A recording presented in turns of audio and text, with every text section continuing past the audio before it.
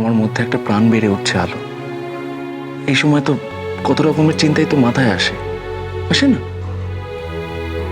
কি মনে হয় তোমার, সন্তান আসছে বলে একজন মা এরকম এরকম ভয়ের স্বপ্ন দেখবে? কি মনে হয়? সৌরভ, আমার আমার বারবার মনে হচ্ছে, আমার মন বলছে যেন আড়াল থেকে আমাদেরকে ক্ষতি করতে চায়। আমি নিশ্চিত সেই একই কথা ভাবতে ভাবতে নিজের শরীরটাকে না খারাপ করা পর্যন্ত তোমার শান্তি হচ্ছে না? না, আমি এতবার করে বোঝানোর চেষ্টা করছি আলো, তুমি তুমি কিচ্ছু বোঝার চেষ্টা করছো না, কিছু বুঝতে চাইছো না। কেন? আমার কাছে কোনো প্রমাণ নেই বলে তোমার মনে হচ্ছে তো যে এটা আমার মনের ভুল, কিন্তু আমার মন বলছে জানো তো, একটা অঘটন ঘটবে। তোমার মনে আছে যখন যখন সুহানি বললো অসুস্থ, আমার সন্দেহ হচ্ছিল, আমার মনে খটকা লেগেছিল, আমার বিশ্বাস হচ্ছিল না। এখন এখন আমার বারবার মনে হচ্ছে ওই ওই অস্থিরতাটা আবার ফিরে এসেছে। আমার বড্ড অস্থির লাগছে, আমার মনে হচ্ছে একটা অঘটন ঘটবে, একটা বিপদ হবে। তুমি তুমি দেখে নিও।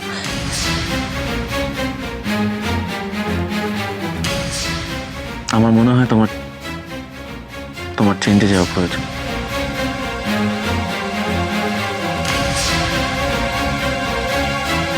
আমাদের যখন দ্বিতীয়বার বিয়েটা হয়েই গেল, কেমন হয় যদি আমরা সেকেন্ড টাইম হানিমুনে যাই? আর কি বলছো তুমি? হ্যাঁ, ফাজলামো হচ্ছে।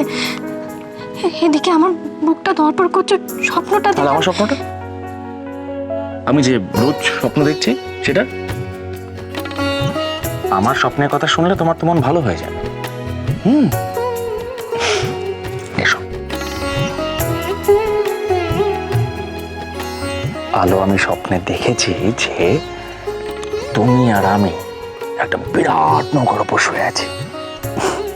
মাথার উপর খোলা আকাশ, চারিদিকে হাওয়া বইছে, জলের শব্দ, যেখানে তুমি আর আমি ছাড়া কেউ নেই, কোনো ভয় নেই, কোনো টেনশন নেই, কিচ্ছু নেই। ইচ্ছে না তো বলছি তুমি ভয় পেও না। কেন ভয় পাচ্ছ তুমি? আমি তো আছি তোমার সঙ্গে, তাই না? আর তেমন যদি কিছু হয়েই থাকে তো আমরা দুজনে মিলে সেটাকে ফেস করব। আর ওসব কথা নিয়ে এখন আমরা ভাববো না। এখন তো তুমি লক্ষ্মী মেয়ের মতন ঘুমিয়ে পড়বে। তুমি তো ভালো মেয়ে, তাই না? আমি কি ইচ্ছে নাকি? তার আশেপাশেই বোধ হয়। ইচ্ছেও তো স্বপ্ন দেখে ভয় পেয়ে মাঝে মাঝে জেগে উঠে বলে না যে বাবাই আমার খুব ভয় করছে, বাবাই আমাকে চাপটে ধরো। তো তার মাও তো সেরকমই করছে। কিন্তু মুশকিলটা হলো যে ইচ্ছের বাবাই এখন কি করে, সে যে কাকে সামলায়, আর তার ভয় করলে তাকেই বা কে সামলায়, কে তাকে কাছে টেনে নেবে? এখন আমার ভয়টা লাগছে না। জানি তো, আমি পাশে থাকলে ভয় তো কম হবে।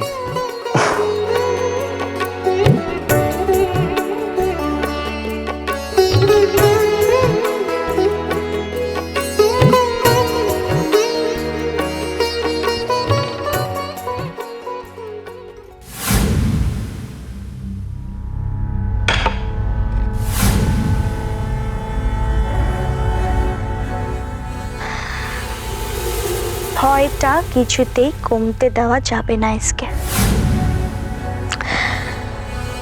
আলোকে আলোকে কনস্ট্যান্ট এই ভয়টা তাড়া করবে যে এই বুঝে সুহানি এসে গেল, ওর সব কুছ কেড়ে নিল, তবেই না রিভেঞ্জটা নেওয়ার মজা আসবে।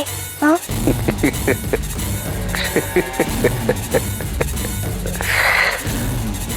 আমরা বিজনেস করি সুহানি, বিজনেস।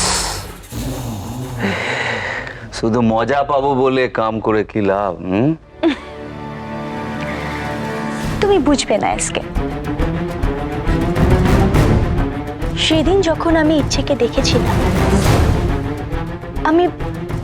আমি যখন ইচ্ছেকে আলোর ব্যাপারে বলছিলাম, তখন ওর ওর ওর চোখ মুখ সব কেমন পাল্টে যাচ্ছিল। হ্যাঁ, একটু একটু করে পয়জনটা ইচ্ছের মধ্যে পুরো স্প্রেড করে যাচ্ছে।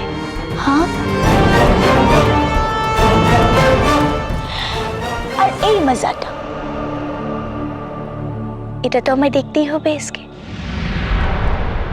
এবার ইচ্ছে আলোর প্রতি কিভাবে রিয়াক্ট করে সেই মজাটা আমাকে দেখতেই হবে। ইচ্ছে এবারে আর আলোর কোনো কথা শুনবে না।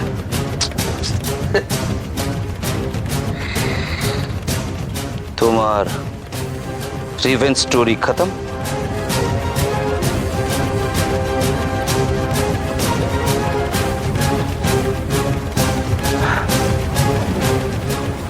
এবার কিছু কামের কথা বলি। আমাদের দুজনকে কলকাতা যেতে হবে। क्या? কলকাতা। लेकिन আমরা তো পকড়ে যাবো এসকে। রিস্ক তো নিতেই হবে, তাই না? শুধু তোমার রিভেঞ্জ স্টোরির হিরো হয়ে আমার কি লাভ? পুলিশ তো আমাদের দুজনকে খুঁজছে, একদিন না একদিন আমাদের পকড়ে নিবে। এমন একজনকে আমাদের দুজনেরই চাই যে আমাদেরকে বাঁচাতে পারে, আর আমি কলকাতায় সেরকমই একজনের খোঁজ পেয়েছি। সে কানুনের হাত থেকে আমাদের দুজনকে বাঁচাবে। ওর সাথে হাত মিলাতেই আমি कलकत्ता যাব। और मेरे ख्याल से तुम्हें भी मेरे साथ चलना चाहिए।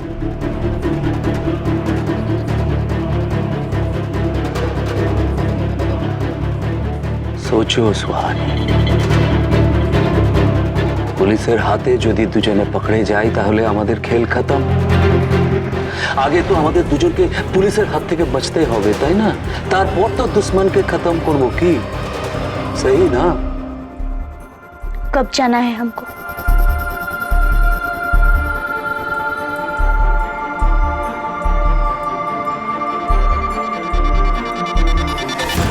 कल।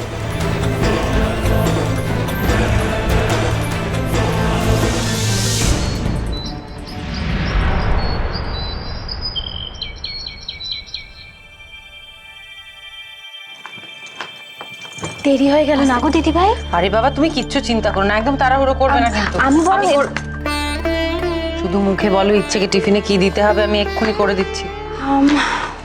ভাজাভুজি কিছু দিলেও তো খাবে না, ফেরত নিয়ে আসবে। তুমি বরং স্যান্ডউইচ বানিয়ে দাও, আমি ওকে টিফিনে দিয়ে দেবো। আমি বেশি উটোপাটি করবো না, আমি ময়দাটুকু মেখে দিই। আরে বাবা আগে বাচ্চাগুলোর টিফিন তো দিয়ে দিই, বাড়ির জল খাবার পরে হবে, ওটা নিয়ে। না না, বাড়ির জল খাবারে বলছি না, আসলে ওই অর্কটা বলছিল লুচি খাবে।